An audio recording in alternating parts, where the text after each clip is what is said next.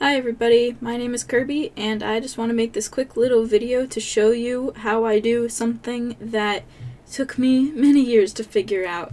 And it's when you have a pattern over a solid color, like for example the polka dots on my Kirby Gajinka's suit here, and I've already shaded the main color, but now I want to shade the dots on top of it. Now I could just go through and shade it individually, but why do that when I can do this? And I've already done it here, as you can see.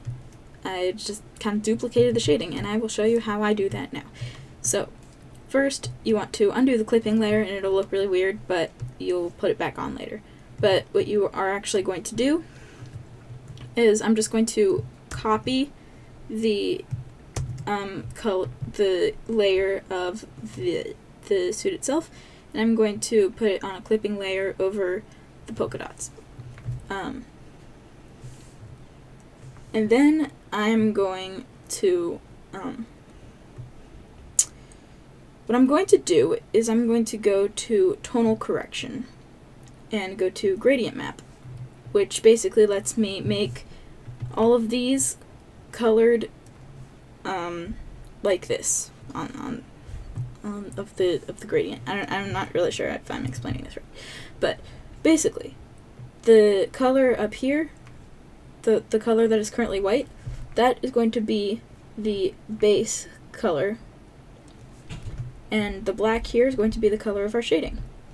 So I'm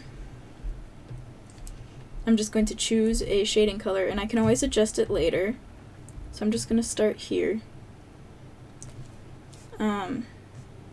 It's not different enough, so I'm going to change it. And I want to make it so that it'll be light here and dark here, and I'm going to have to move this around because the base color is already a pretty light color. Well, a pretty dark color is what I meant to say. So I basically just move these sliders around until it looks right.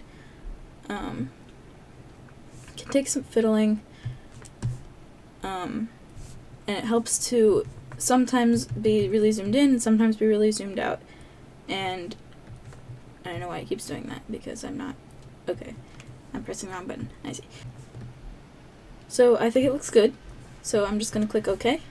And then what I'm going to do is I'm going to merge this layer with the layer below, and then I'm going to put the clipping layer back on the dots. So now it is nice and smooth and seamless, and everything is the right color. That took way longer to explain than I wanted it to. But anyway, there you go. Thanks for watching.